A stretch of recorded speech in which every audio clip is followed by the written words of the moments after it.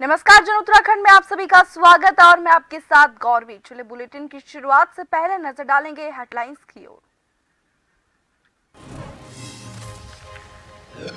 Uttarakhand global investor summit 2023 को लेकर CM Dhami का यूएई दौरा। यूएई पहुंचने पर भारतीय प्रवासियों ने किया जोरदार स्वागत। सीएम ने व्यक्त किया आभार उत्तराखंडी प्रवासियों से देवभूमि आने का आग्रह। पहाड़ों में लगातार हो रही बारिशों से तापमान में गिरावट, गर्म कपड़े और अलाव का सहारा। केदारनाथ धाम में सीजन की पहली बर्फबारी, पहाड़ से लेकर मैदान तक बड़ी ठंड, बर्फबारी से सफेद चादर में लिपटी केदार घाटी। किसानों पर आफत बनकर टूट रहा बारिश का कहर, किसानों के मुनाफे की उम्मीद पर बारिश ने फेरा पानी, धान की पकी फसल ने बारिश ने की खराब, अब सरकार से मुआवजे की गुहार। आज नवरात्रि का तीसरा दिन मां चंद्रघंटा को समर्पित। माता के दर्शन और मनोकामना पूर्ति के लिए सुबह से ही मंदिरों में श्रद्धालुओं की उमड़ रही है भीड़।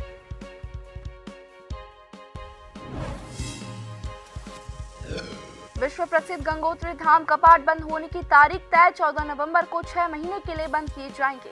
15 नवंबर को पहुंचेंगी मां गंगा की उत्सव डोली मुखवामुखी मठ।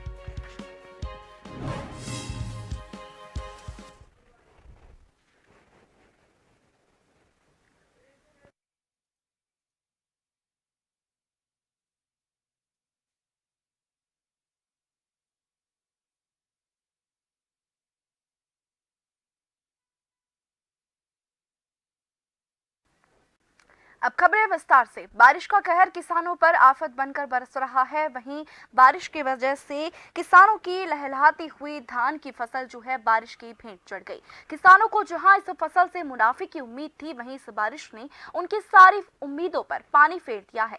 जनपद उधम सिंह नगर के जसपुर में तेज हवाओं के साथ बारिश ने किसानों को बेहद परेशान कर दिया है। धान की फसल पूरी तरह से पकी हुई है और कटाई भी शुरू हो गई है। वहीं बारिश की वजह से धान की फसल को नुकसान हुआ है, जिसको लेकर किसान बेहद परेशान है और भूखमरी की कगार पर है। धान की फसल तेज हवाओं की वजह से गिर गई है, ऊपर से बारिश से फसल को नुकसान हुआ है।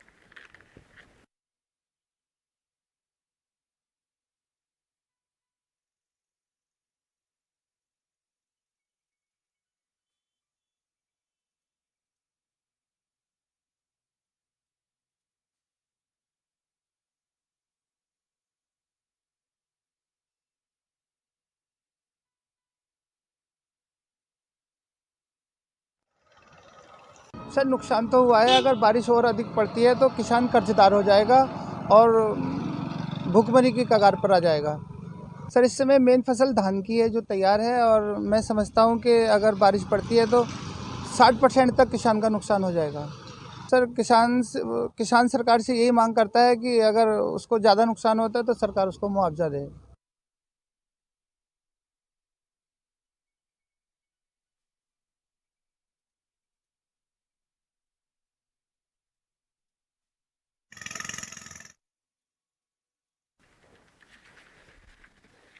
आपको बता दें, बारिश का कहर जो है एक बार फिर से किसानों पर आफत बनकर टूट रहा है। इस बार किसानों की खड़ी हुई लहलहाती धान की फसल जो है बारिश की भेंट चढ़ गई है।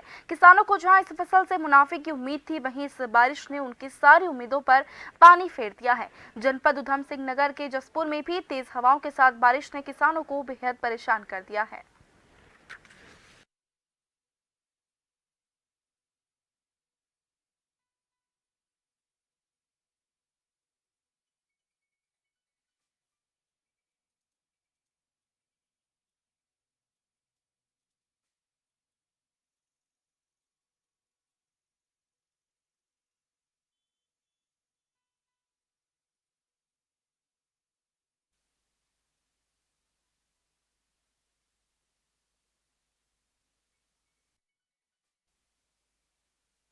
आपको बता दें कि बारिश की वजह से किसानों की उम्मीदों पर पानी जो है फिर गया है। धान की फसल जो है बारिश की भेंट चढ़ गई है।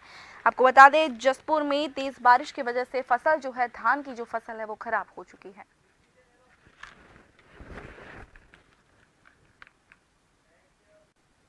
सिडकुल थाना क्षेत्र के रामनगर कॉलोनी ग्राम ब्रह्मपुरी में एक युवती ने फांसी लगाकर आत्महत्या कर ली।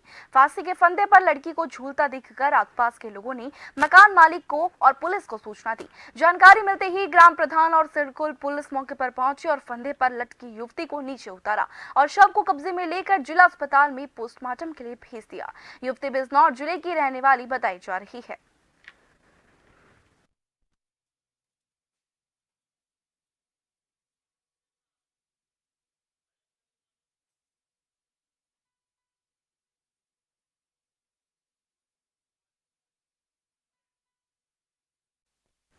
भगवानपुर एनटीएल नामक कंपनी में देर रात भीषण आग लग गई। आपको बता दें, भगवानपुर औद्योगिक क्षेत्र की यह घटना है। आग लगने की वीडियो जो है सोशल मीडिया पर वायरल हो रही है।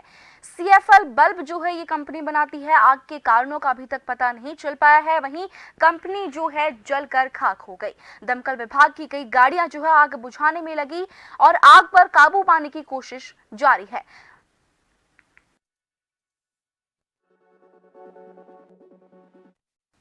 नवरात्रि के तीसरे दिन मां चंद्रघंटा की पूजा की जाती है। मां दुर्गा का तीसरा स्वरूप मां चंद्रघंटा को समर्पित है। माता का तीसरा रूप मां चंद्रघंटा शेर पर सवार है। 10 हाथों में कमल और कमंडल के अलावा अस्त्र शस्त्र हैं। माता के माथे पर बना आधा चांद इनकी पहचान होती है। इस अर्धचंद्र के कारण उन्हें चंद्रघंटा कहा जाता है। मां चंद्रघंटा की पूजा में उपासक को सुनहरे और पीले रंग के वस्त्र ग्रहण करने चाहिए। वहीं शास्त्रों के मुताबिक मां चंद्रघंटा पापों का नाश और राक्षसों का वध करती है। मां चंद्रघंटा के हाथों में तलवार, त्रिशूल, धनुष और गदा होती है। उनके सिर पर अर्धचंद्र घंटे के आकार में विराजमान होता है, इसलिए मां दुर्गा के तीसरे स्वरूप को चंद्रघंटा नाम दिया गया है। माना जाता है कि मां की आराधना ओम देवी चंद्रघंटाय नमः का जप करके की जाती है। मां चंद्रघंटा को सिंदूर, अक्षत, गंध, धूप, पुष्प आदि अर्पित करें और इस दिन धूप से बनी हुई मिठाई का भोग लगाने से मां जो है जल्द ही प्रसन्न हो जाती है।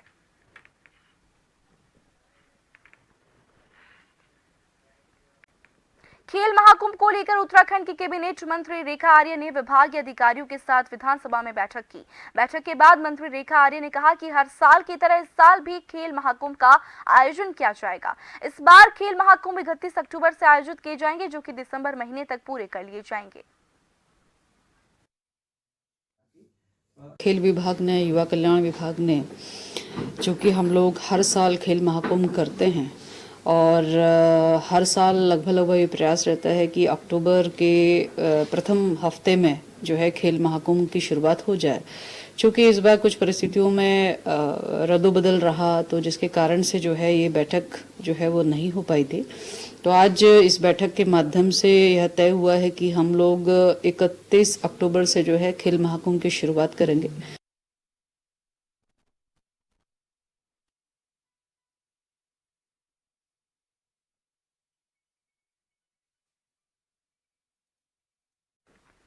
महिला सशक्तिकरण एवं बाल विकास विभाग में 167 सुपरवाइजर का चयन पूरा हो गया है, जिसमें 150 आंगनबाड़ी वर्कर और 17 मिनी आंगनबाड़ी वर्करों का चयन हुआ है। इन सभी को मुख्यमंत्री पुष्कर सिंह धामी सीएम आवास में 22 अक्टूबर को आयोजित कार्यक्रम में नियुक्ति पत्र प्रदान करेंगे। इस संबंध में विभागीय मंत्री रेखा आर्य ने बताया कि पहली बार ऑनलाइन माध्यम से सुपरवाइजर पद के लिए आवेदन लिए गए थे। इसके बाद पूरी पारदर्शिता के साथ चयन पूरा कर लिया गया।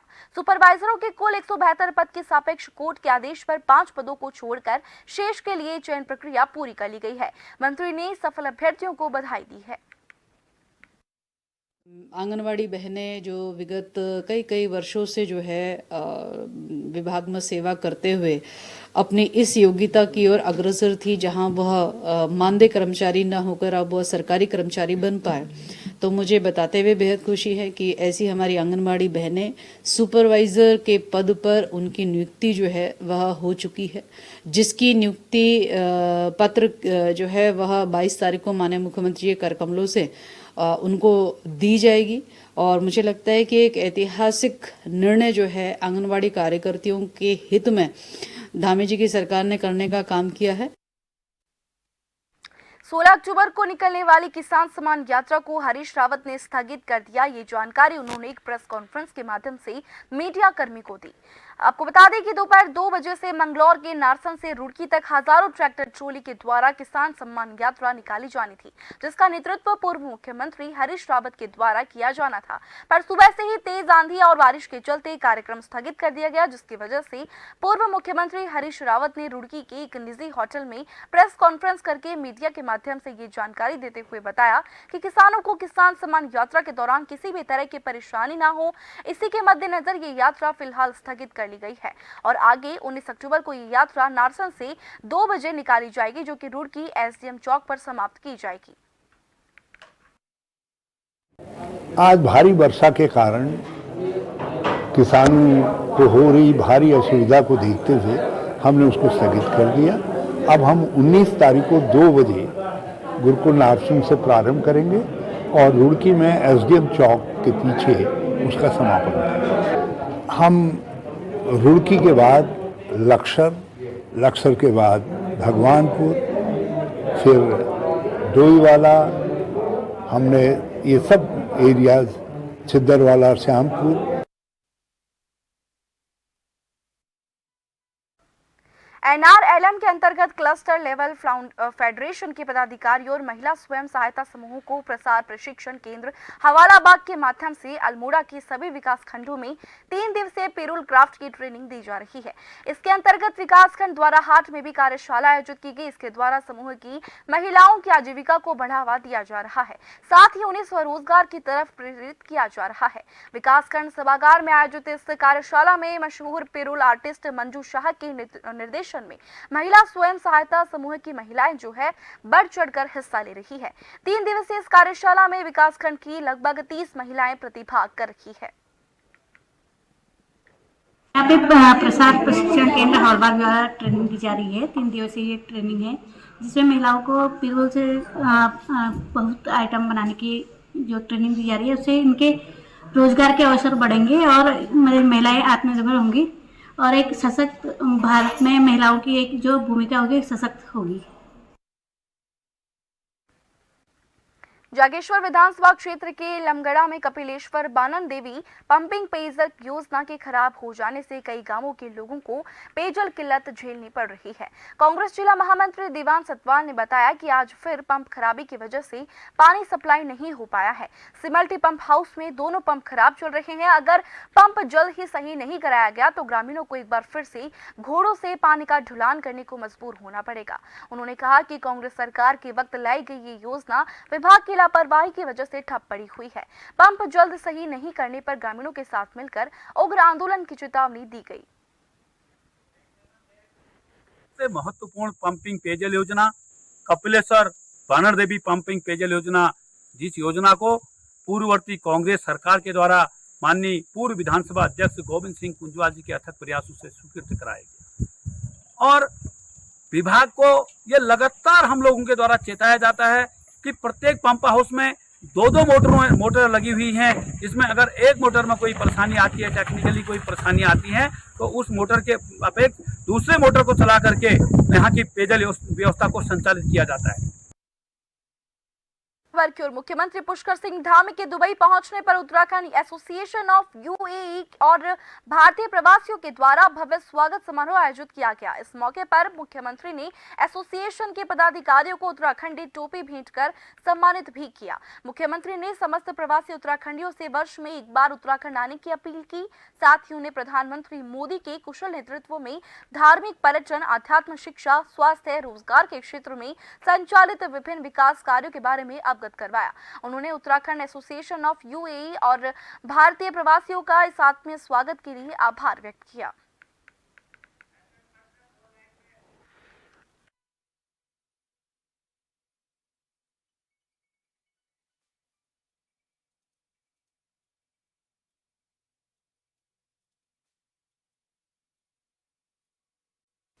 और ज्यादा जानकारी के लिए हमारे साथ हमारे संवाददाता एहसन पंत सीधा फोन लाइन पर जुड़ चुके हैं। एहसन पंत, क्या बताएंगे?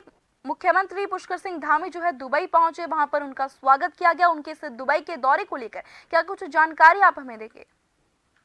आपको बताना चाहूंगा, उत्तराखंड सरकार ने ग्लोबल इन्वेस्टर समिट का 2.5 लाख करोड़ का लक्ष्य निर्धारित किया है। यानी जो कारोबारी हैं, औद्योगिक घराने हैं, उनको उत्तराखंड में आमंत्रित करने के लिए उत्तराखंड समेत देश के तमाम महानगरों में रोड शो किए गए, ब्रांडिंग की गई है और सरकार पोर्टल के माध्यम से क्या क्या व्यवस्थाएं औद्योगिक घरानों को दे सकती है, चाहे वो विद्युत आपूर्ति की बात हो, पानी की सुचारू व्यवस्था हो, कानून व्यवस्था हो या जमीनों को लीज पर देने का मामला हो, उसको लेकर के कितने क्लियरेंस होंगे, कितने तय समय में होगा, वन विंडो सिस्टम के तहत लोगों को कितना उसका लाभ मिलेगा और उत्तराखंड को उसका कितना फायदा होगा, यानी जो रोजगार सृजन करने की व्यवस्था होगी वो कितनी आगे बढ़ पाएगी, आर्थिकी कितनी मजबूत हो पाएगी। इसको लेकर के दिसंबर माह के पहले सप्ताह में ग्लोबल इन्वेस्टर समिट का आयोजन करने के लिए राज्य सरकार ने अपनी प्रक्रिया पूरी कर ली है, जिसके लिए मुख्यमंत्री पुष्कर सिंह धामी खुद आज अब्रॉड पर हैं। यानी वो जब देर शाम दुबई पहुंचे तो वहां उन्होंने अप्रवासी उत्तराखंडियों से मुलाकात की, जो भारतीय हैं वहां पर रहने वाले, उनसे मुलाकात की, उन्होंने उनका स्वागत किया और उन्होंने अपनी सरकार की ओर से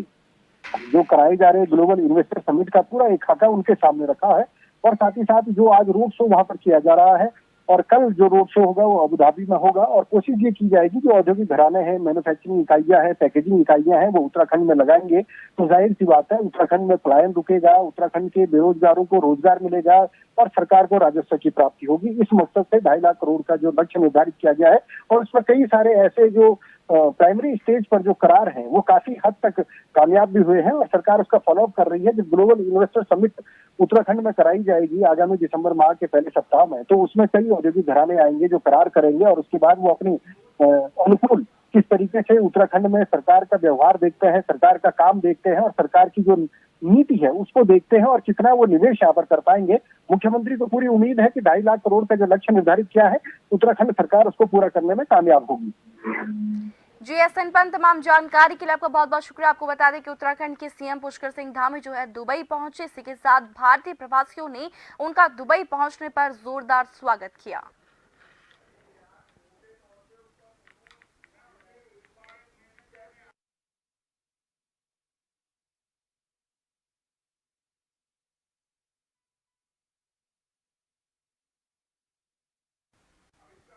भू बैकुंठ नगरी बद्रीधाम में विगत 2 दिनों से मौसम का मिजाज बदला हुआ है, जिसकी वजह से भगवान बद्री विशाल के धाम में प्रकृति मेहरबान हो चुकी है। यहाँ तो सीजन की पहली बर्फबारी शुरू हो चुकी है, जिसकी वजह से नारायण धाम दूर से ही देखने पर बेहद खूबसूरत दिखाई दे रहा है। आपको बता दें कि प्रकृति ने ऐसा कमाल किया कि सीधा आसमान से फूलों की वर्षा कर डाली। आपको बता दें कि जिस किसी ने इस अद्भुत नजारे को देखा बस वह देखता ही रह गया। यहाँ पर पहुंचे हुए कई तीर्थयात्रियों का कहना है कि उन्होंने पहली बार आसमान से फूलों की वर्षा होते हुए देखा है और ये पल वे लोग कभी नहीं भूल सकते हैं। सभी तीर्थयात्रियों ने जय बद्री विशाल जी के जयकारों के साथ आसमान से हो रहे फूलों की वर्षा का स्वागत किया।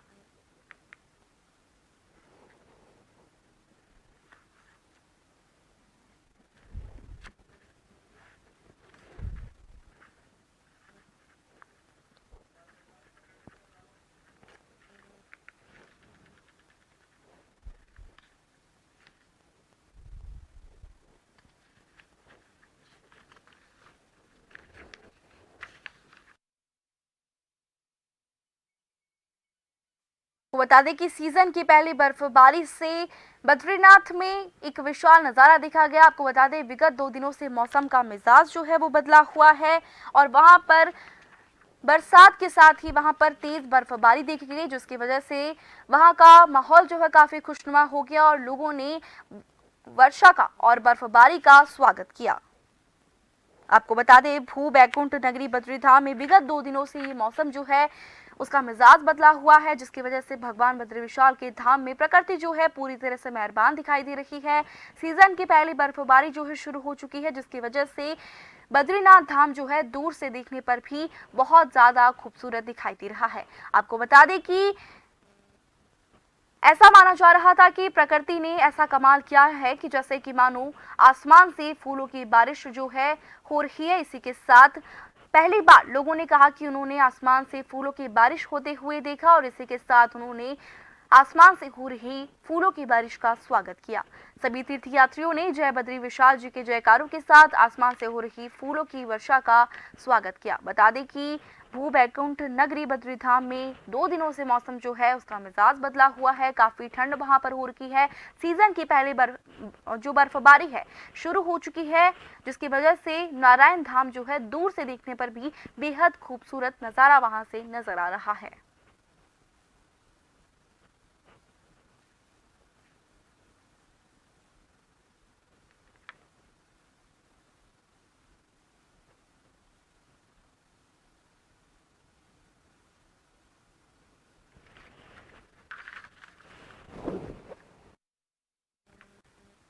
पिथौरागढ़ जिले में लगातार हो रही बारिश की वजह से उच्च हिमालय क्षेत्र सहित आदि कैलाश, ओम पर्वत, पार्वती कुंड, नाभी ढांड, छिपला केदर, पंचाचूली, हंसलिंग सहित मल्ला, जुहा, लास्पा में बर्फबारी हुई। इस क्षेत्र में बर्फबारी होने की वजह से तापमान में गिरावट आ गई है और निचले हिस्सों में ठंड बढ़ गई है, जिसकी वजह से लोगों ने गर्म कपड़ों के साथ ही अलाव का सहारा लेना शुरू कर दिया है।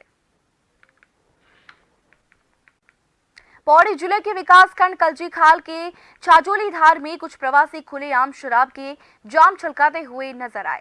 दरअसल दिल्ली से रजिस्टर्ड वाहन की छत पर शराब की बोतल रखकर 4 प्रवासियों ने खुले में ही महफिल जमा ली। ग्रामीणों ने आपत्ति जताई तो जाकर प्रवासियों ने माफी मांगी और शराब की बोतल जो है कार में रखकर चलते बने।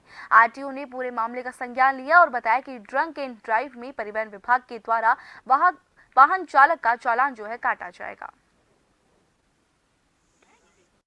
उसमें जो दिल्ली नंबर की कार दिखाई दे रही है, उस वाहन स्वामी से हमने दूरभाष पे वार्ता की है और उनके लाइसेंस की विरुद्ध कार्रवाई के लिए उन्हें हमने अपने आरटीओ में अभी समन किया है। इस तरह से तो जो भी वाहन का मतलब इस तरह से करेगा पब्लिक प्लेस में, वो कहीं भी उसको सही नहीं है और इस संबंध में जो है नियमानुसार प्रवर्तन की कार्रवाई की जाएगी और लाइसेंस के विरुद्ध भी कार्रवाई की जाएगी।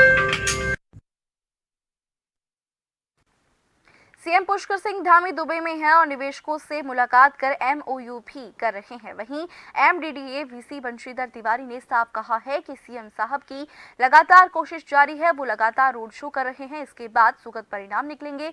वहीं उनके मुताबिक इन्वेस्टर समिट के लिए देहरादून में भी एमडीडीए निर्माण कार्य कर रहा है। 13 सड़कों को चिन्हित कर लिया गया है और उस पर काम लगातार जारी है।